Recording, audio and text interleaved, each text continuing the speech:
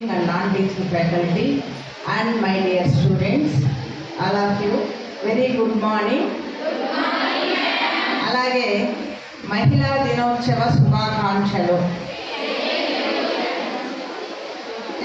యాక్చువల్గా మార్చ్ 8న మన మహిళా దినోత్సవం ఇంటర్నేషనల్ విమెన్స్ డే సెలబ్రేషన్స్ జరుగుతాయి.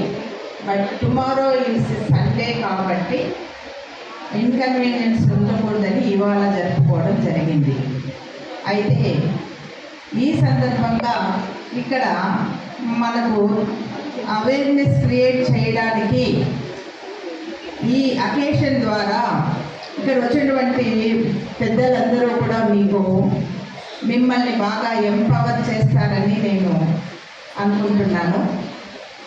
అలాగే మా కేఎస్ఎన్ విద్యార్థులకు సంబంధించి చెప్పాలంటే it's exclusively women college with a strength of almost 1700 strength with 18 programmes.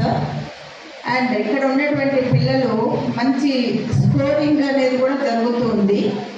బాగా రిజల్ట్స్ విషయంగా చూస్తే 80% ఆల్మోస్ట్ ఆల్ ఉంటారండి, బాగా చదువుతున్నారు పిల్లలు. ప్లస్ ఇంకొక విషయం ఏమంటే ఇక్కడ ఉండేటువంటి 2 హాస్టల్స్ ఉండడం వల్ల చిత్తూరు తిరుపతి నుంచి కూడా ఇటువైపు హిందూపూరు మడకశిర కదిరి అక్కడి నుంచి కూడా ఇక్కడ జాయిన్ కావడం జరుగుతుంది. And hostel is inside the campus ఉండేది ఒక స్ట్రెంత్ అనమాట. ఇన్సైడ్ ద క్యాంపస్ ధైర్యంగా ఇక్కడ పిల్లల్ని జాయిన్ చేయడము, తర్వాత వీళ్ళు బాగా చదువుకొని మంచి మార్కులు తీసుకొని బయటకు వెళ్ళడం జరుగుతుంది. అయితే ఈ మధ్యలో వచ్చిన టెక్నాలజీ పరంగా కూడా బాగా ఇంకా ఎంపవర్ అవుతున్నారని నేను చెప్తాను మా స్టూడెంట్స్కి.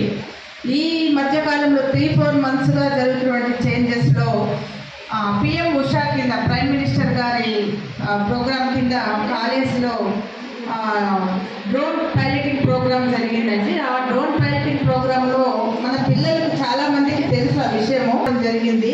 అలాగే ఒక డ్రోన్ కూడా మన కాలేజీకి ఇవ్వడం జరిగింది. సో ఈ విధంగా మంచిగా బాగా స్ట్రెంథనింగ్ అవుతుంది అన్ని రకాల్లోనూ. Not only degree or PG in and around Anantapur చేయడం కాక యూ హ్యావ్ టు ఎక్స్పోజర్ మీకు బయటికి ఉండాలనేది నా కోరిక.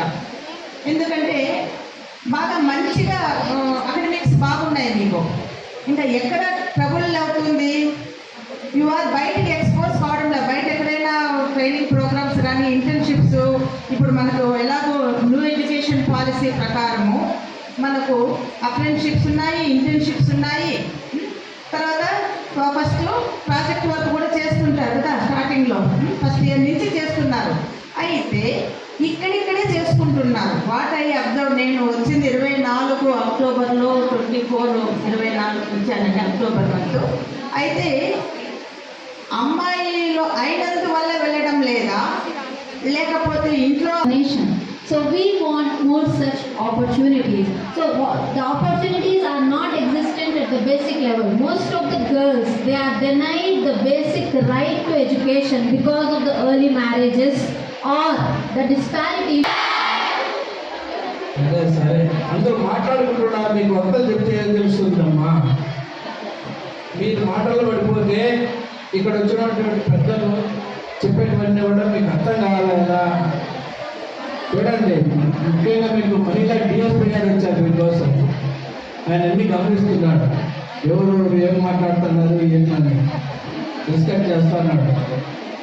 కాబట్టి మీరు కొంచెం ఓపికగా, అసలు శ్రద్ధగా రాకూడదు. నాకు నేను మధ్యలో వేదికపై ఉన్నటువంటి పెద్దలు ప్రిన్సిపాల్ గారు, డిఎస్పీ గారు, వర్ష గారు, నాగేంద్ర గారు, మన మేడం గారు, తర్వాత ఇక్కడ వచ్చేసినటువంటి ఉపాధ్యాయ బృందానికి, ముఖ్యంగా మరి ఇక్కడ చదువుతున్న బాలికలందరికీ కూడా నా అభినందనలు. అదే విధంగా అంతర్జాతీయ మహిళా దినోత్సవం సందర్భంగా మీకందరికీ నా హృదయపూర్వక శుభాకాంక్షలు తెలియజేస్తున్నాను.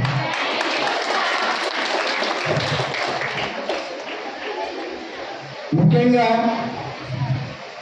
మీరు హిస్టరీ చదివినారు చాలా మంది. ఇప్పుడు బిఏ చదువుతున్న ఎంతమంది ఉన్నారమ్మా ఇక్కడ?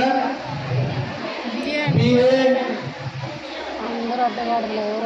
చేతుబడి ఉంటుందని ఆమె వంటింట్లో వంట చేయడం, పిల్లలు చూసుకోవడం, భర్తకు సపరేట్ చేయడం, బాధపడకూడదు, సతీ సహగమనం లాంటి ఆ విధంగా చాలా గ్రూప్ అవ్వడానికి మనకు వచ్చిన తర్వాత కావచ్చు ఈరోజు వస్తున్నాయి. అభివృద్ధి కోసం, వాళ్ళ భవిష్యత్తు కోసం ఎన్నో చట్టాలు వచ్చినాయి.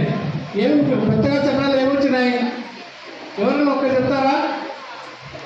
వాటి మహిళలకు కూడా సమానమైన హక్కులు ఉంటాయి అనేటటువంటి ఒక గొప్ప ఉద్దేశంలో డొమెస్టిక్ అయింది. దాంట్లో ఎలా మీరు భర్తల మీద కాదు, మీ మంచి కోసం ఎవరైతే మిమ్మల్ని ఒక చెప్తే కూడా వినకపోతే డిఎస్పీగా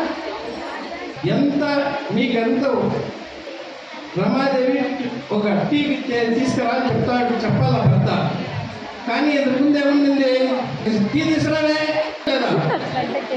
వైలెన్స్ యాక్ట్ లో ఏమై గాడిదా కూడా భాషకు అర్థమైందా? సమానమైన హక్కులు ఉండాలి. ఎవరు బోధించారు మీకు? రాజ్యాంగం. అమ్మా అర్థండి, వెనకాలంటే పిల్లలు మీరు అరిస్తే నేను వెళ్ళిపోతా ఉందా? వినండి. ఎందుకంటే నేను మీకు ఖర్చు పెట్టి లక్షలు డబ్బులు ఖర్చు పెట్టి చదివే వాళ్ళు ఉంటారు, వాళ్ళ దగ్గరికి పోయి మనం చెప్పాల్సిన అవసరం లేదు. ఎందుకంటే మీ యొక్క భవిష్యత్తు చట్టాలు చట్టాలు మీకు పడిపోవాలా?